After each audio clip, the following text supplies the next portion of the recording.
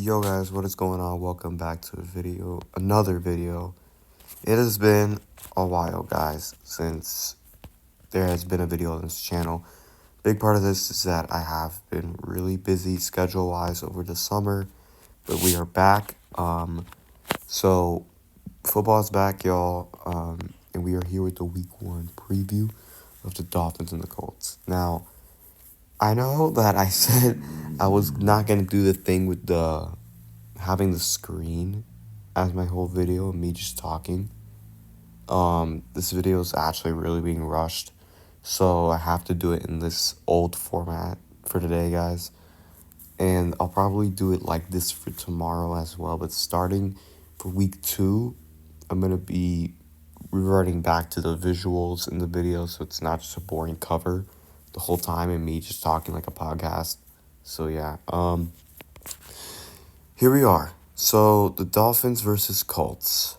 The Dolphins, as of the moment, are slight road underdogs. However, with Daniel Jones starting, I think that could change their betting line.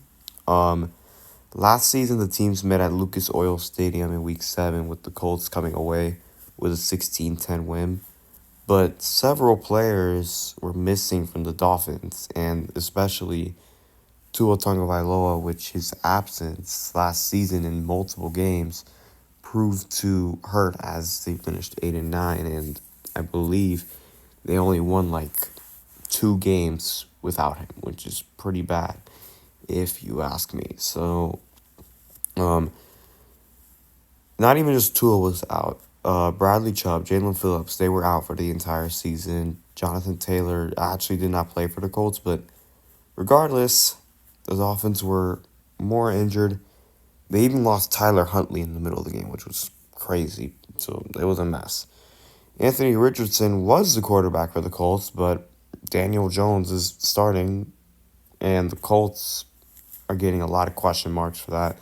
So both teams added immediate impact players in the draft, which the Colts got Tyler Warren, the Dolphins got Kenneth Grant. And on top of this, the Dolphins actually made some stuff. Okay, so I don't know why my freaking mic just cut out there for a minute. The Dolphins made some moves before the roster cuts happened. So they ended up adding in Rasul Douglas and Matt Judon to join in on the defense. They finally have their cornerback starter in Rasul Douglas. From what it appears to be, he will be playing with Jack Jones as well. We are also supposed to see Jason Marshall starting at nickel. So this will be really interesting to see these three play out there together. Ashton Davis is clear to play. Judon will play. He will play behind Chop Robinson. Minka Fitzpatrick, we all know. They added him from the Ramsey and Jonnu trade. We know Phillips and Chubb are now back in action. They did bring back Tyrell Dodson in the offseason. Jordan Brooks is also back. The Dolphins have a lot of injuries in the running back room right now with injury report, by the way, tight end Darren Waller. They also traded for him, but he's out. I think Greg Dulcich will get promoted to the active roster. I would hope. I mean, I really would love to see him play. But if not, we should see probably Julian Hill, unfortunately. Cornerback Ethan Boner out with a hamstring injury. Jalen Wright, a huge one, running back, out with a knee injury. Alexander Madison is out for the season with a neck injury. D. Eskridge and James Daniels, O-line, receiver D, both questionable. I think they'll play. I think they will play. Don't quote me on that, but I think they should be fine. But, so let's see how that goes. So now that apparently, we see that Wright is out, and we see that Madison is out for the whole season. So, now you're in a situation where you barely have any running backs in the in the room. This game, by the way, is actually tomorrow. Um, so they ended up adding, I think they added Jeff Wilson to the roster. It's not showing on the depth chart right now. However, I do believe that they signed him. And yes, they did sign him. So Jeff Wilson is back. Um, Glad to hear that. Really liked him. Um, they also added, like I said, Greg Dulcich to tight end. They added, I've never heard of this guy before, Jermichael Hasty as a running back. I don't know what that's about. I think he's on the practice squad, though. So, running back this week, Achan is actually playing through an injury as well. He's set to play. But we're going to see a lot of Ole Gordon snaps, so I'm really excited to see him make his regular season debut. We're going to definitely see some nice things. But this time, Tua is in the lineup. The Dolphins might, even though they have much more offensive firepower, they do have much more offensive firepower than they did in their 2024 loss with Tua here now. Mike McDaniel is 3-0 in season openers, and the Colts have not won a Week 1 game since 2013. So, the reason the Colts were favorites, I think it's because being given the whole situation with the Dolphins, apparently they were going to trade Tyreek Hill at one point. That didn't happen. Anthony Richardson, before he was benched, the Colts were projected 8.5 wins. They are now projected 6 wins with Daniel Jones as the starting quarterback. And I personally agree with this because Daniel Jones hasn't really proven jack shit. So, I think this will be an easy win? No, I don't. And the reason is because this is a former, technically, if we're going back in history, this used to be a division rival for the Dolphins. So, treating this like as if it's a division game because we play them relatively often still. Not as much as we used to, but we have seen them 5 times in the last 7 seasons. So we see them almost every year. So being given history and all this, treating this like it's a division rival game, it won't be an easy game. However, I think now that you have Tua in the lineup, and a lot has changed for the Colts these last couple of weeks, especially the last month, I'm going to say the Dolphins get it done 27-17. Not a blowout, but it's not like something thriller close either. I could see the score being like 27-20, but I'm going to say 27-17 more like. I think that makes more sense. So, this game is going to be a big one for them. And not even just this, Dolphins' first 4 games consist of the Colts, Patriots, Bills, and Jets. That Bills game is on the road.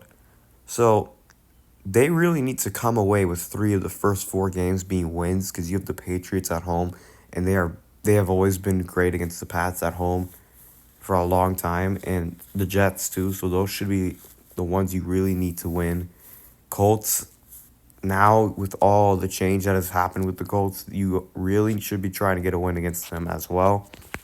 So, I mean, you have to start off the season hot if you're the Dolphins, especially when you're trying to prove the narrative that, you're still trying to contend. There's a lot of question marks with the Dolphins. Nobody knows exactly where they're going to be at this season. It's very, very hard to tell. But we will see what they look like tomorrow against the Indianapolis Colts, guys. So I'm excited. I'm really excited to get back to football. So let's see what happens tomorrow. Miami wants to change direction. Missing the playoffs for the 6th time, by the way, in 8 years. Now, here's the thing. I'm going to give McDaniel and, I guess Flores this. Flores is gone, by the way, but I'm going to give Miami this, generally. Since 2020, they had a winning season every year, except last season, which they went 10-6, 9-8, 9-8, 11-6, and then 8-9. So they had a winning season in every year except last year since 2020 began. So I'll give them that, and with 2 playoff appearances as well. But, in the last 8 years, you've missed it 6 times, and you really want to try to start getting a rhythm going with this. So I think the goal this year for Greer and McDaniel needs to get in the playoffs to keep his job straightforward. Greer, I mean, they don't win a playoff game. Greer's fired without a doubt, but McDaniel would stay if they made the playoffs. That's what I would say. And Tyreek Hill. Let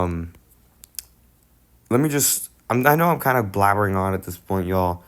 Not really much to talk about now that I covered everything. He had his whole thing, and after the Jets lost last year, he's not a captain this year. But let's see if that horrible season he had last year will change now to an amazing bounce back season. Really interested to see that. Xavier Howard is playing against his former team. Yes, he's on the Colts now, guys. So I'm kind of nervous about that. So let's see how that goes tomorrow. So yeah. Thank you guys for watching. I know it's been a minute, but now that football is back in action, I am really excited to get back to going content again. I am gonna drop. Hopefully, I will drop the recap of this game tomorrow night. It starts out. What is it? What time does the game start at? It starts at 1 o'clock. So, 1 o'clock Eastern time for me. So this game should be done by 4:30. I want to get the recap up before midnight tomorrow. If not, I'll drop it Monday night latest. I am probably gonna do more content besides this. I've actually been taking part in a Discord server for the last couple of years in like NFL picks. I'm actually gonna start posting NFL picks more often. I'm gonna probably release an NFL picks video. It says on the date when I made the NFL picks, so that way no one can accuse me of fucking uploading late and all that. So I'm gonna drop that tonight as well. It's just gonna be short video. My Discord user will literally be showing on there with all the picks. I'm not gonna make it all fancy because I have to really catch up with content and all that. So NFL picks week 1 dropping tonight after this video, of course. My microphone sucks. I know. What the fuck, man. So yeah, football's back, y'all. We'll see how it happens tomorrow. Go Dolphins. Hopefully beat the Colts. See you in the recap tomorrow. Don't forget, picks for week 1 are dropping in a few hours. See you guys in the next video. Peace out.